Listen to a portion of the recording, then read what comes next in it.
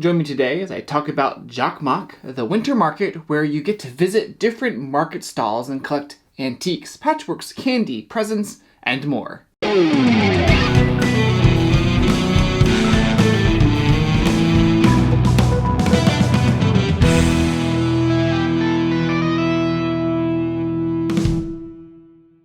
Thank you for joining me here at Tantrum House Studio D. I'm Kevin Delp.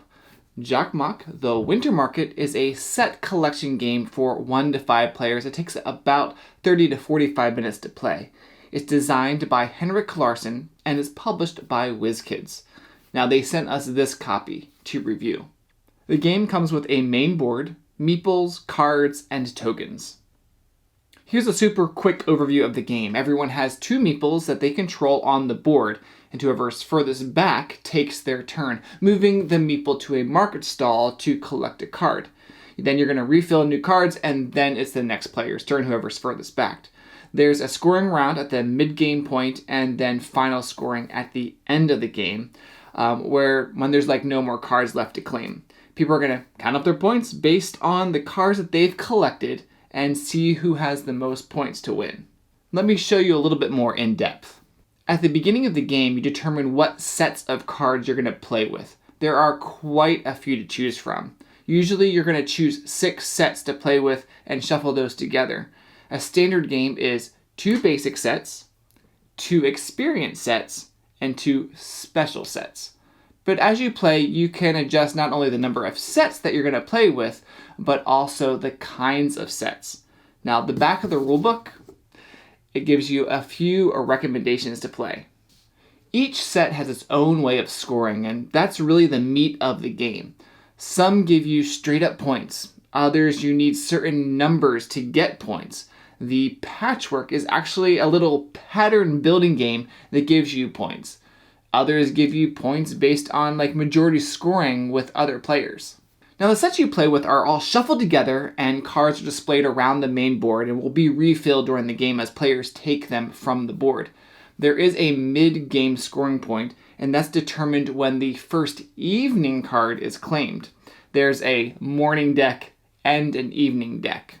Now the cards themselves are pretty easy to understand. There's point values at the top left and possible scoring effects on the bottom of the cards.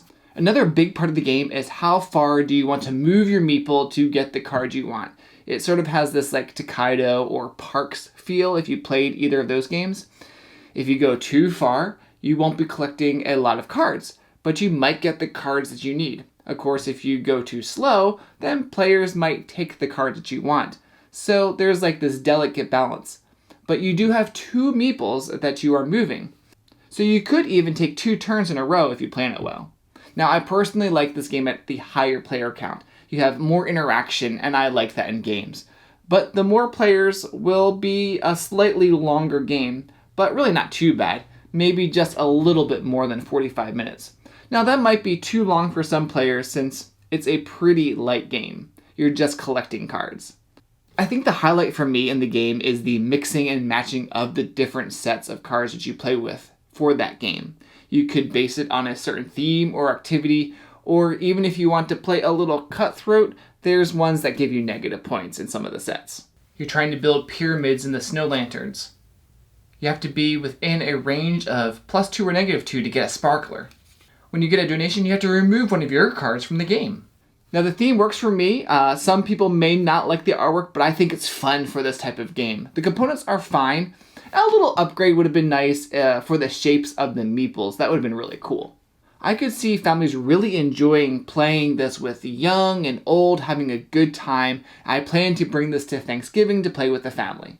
This is really easy to pick up and play, so check it out from Wizkids at your local board game store.